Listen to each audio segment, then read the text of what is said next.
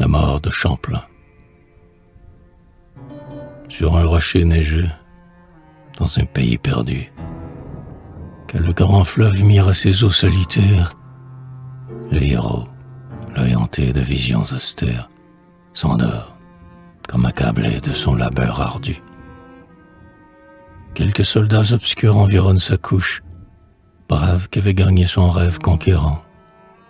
Et ses fils éperdus recueillent en pleurant les syllabes d'espoir qui tombent de sa bouche. Nulle femme ne lui murmure un cher adieu.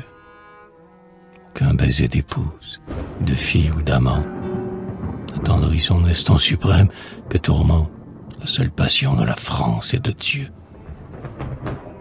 Comme un gage de paix pour l'heure redoutée, un prêtre, compagnon d'œuvre et de combat, au chevalier pieux offre, sur son grabat, cette croix qu'en ce sol naguère il a plantée.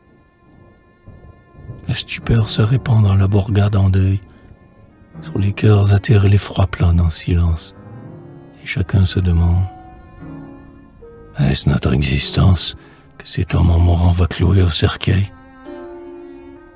Autour, la forêt vierge et les savanes bleues, où glisse le Mohawk et le Tsonontois, puis les déserts sans fin, puis le morne océan.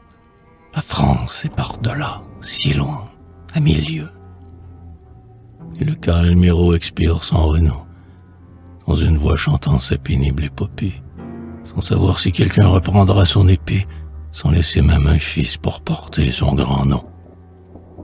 Mais qu'importe l'oubli lorsque l'œuvre demeure, et qu'au Christ, à la France, un royaume est acquis. Mais, au soir des combats, sur le tertre conquis, quand flotte le drapeau, qu'importe que l'on meure. Peut-être à ses yeux clos brille alors le secret, et triomphe futur, des grandes destinées, d'une gloire qui vient par-delà les années, et, comme sans remords, il tombe sans regret. À cette heure, bien mieux que le bronze ou la pierre, l'avenir, ô Champlain, te consacre un autel. Vois, après 300 ans, tout un peuple immortel germe sur ton cercueil et vide ta poussière.